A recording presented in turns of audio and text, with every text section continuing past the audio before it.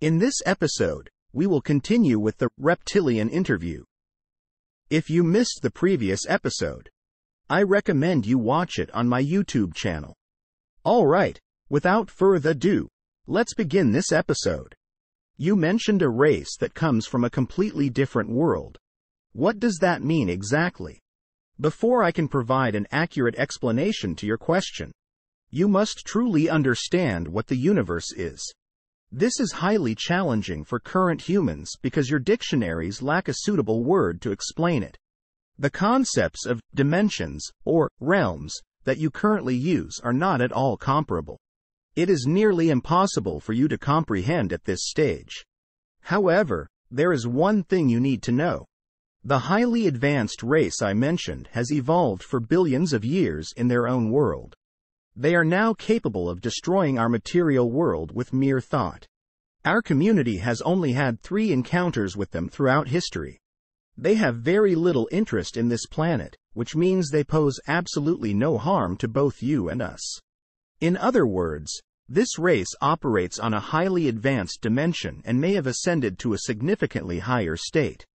Thus, you can observe that in this universe, the lower the dimensional race, the lower their moral values, while the higher the dimensional race, the higher their moral values. Therefore, those extraterrestrial races that intend to harm Earthlings are not of a significantly higher dimension.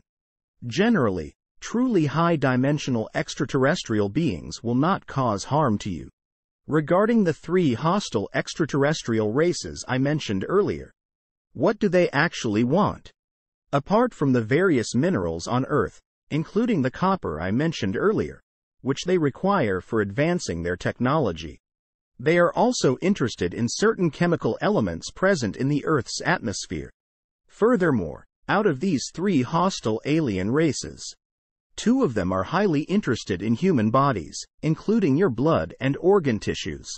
Why is that? It is because their own genetic structure has incurred certain defects during their evolution and radiation exposure.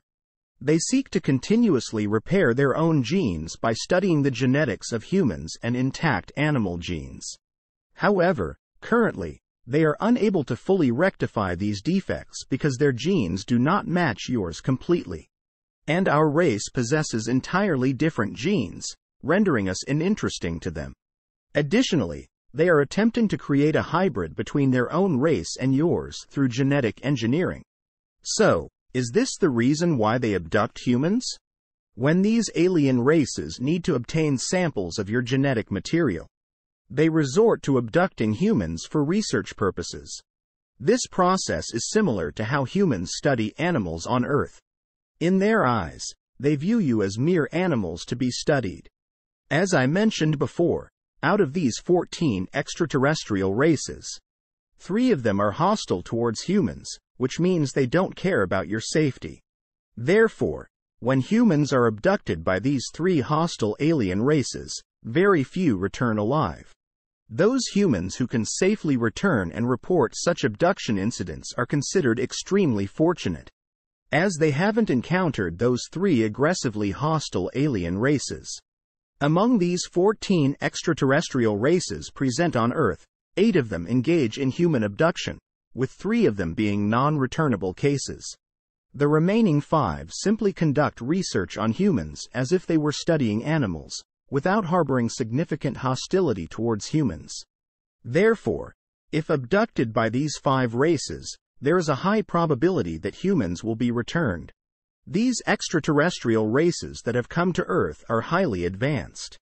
They possess even more advanced psychic manipulation abilities than both humans and us. Among these 14 extraterrestrial races, only 1 race lacks this ability entirely, while the other 13 races possess the power to manipulate your minds at will, altering your memories and creating images in your minds that are completely different from their own appearance. As a result, you will only perceive them as ordinary humans similar to yourselves. Which is the memory they want you to retain? If there are any deviations in this process, they will directly erase parts of your memory, causing you to completely forget about the previous encounter.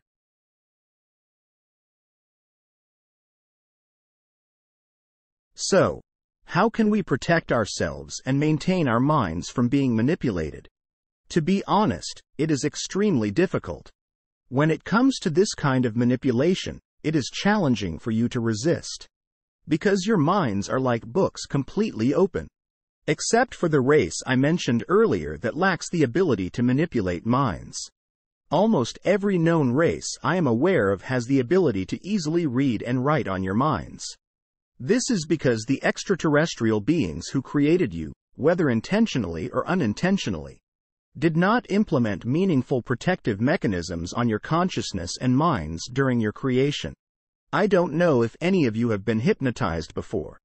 In a deep state of hypnosis, your self-consciousness is almost completely lost. In such a state, your mind becomes relatively easy to read and write upon. Therefore, as you can see, even ordinary humans, if they employ proper methods, can to some extent read and write on your minds.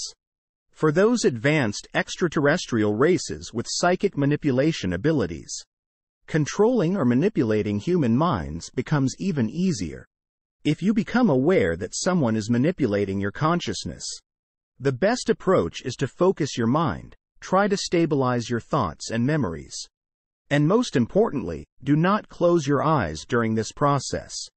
Closing your eyes can lead to a different form of brainwaves, making it easier for consciousness control to occur.